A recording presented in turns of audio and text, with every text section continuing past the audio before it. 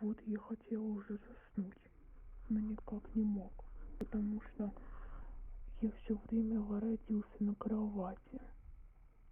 Наконец-таки я нашел удобную позу, и вот я уже заснул, но вдруг раздался стук в окно.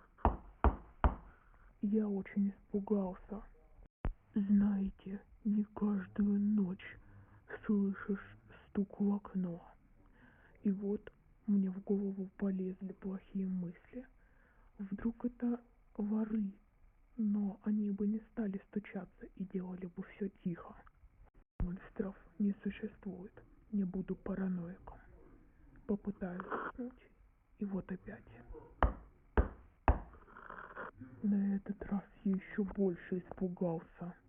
Может, это случайно птицы врезались? Ладно, неправдоподобно. Может, это дети? Хотя кто будет разгуливать ночью?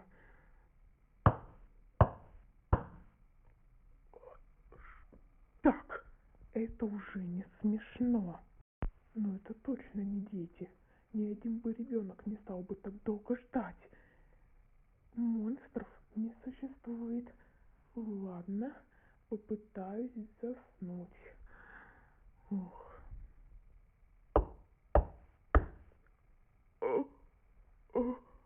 Ладно, надо выяснить, кто это делает. На счет 3 поворачивайтесь. Раз, два, три.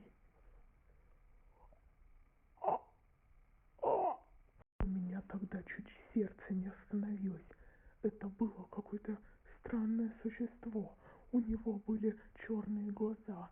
И самое страшное, оно стояло изнутри и стучалось в окно.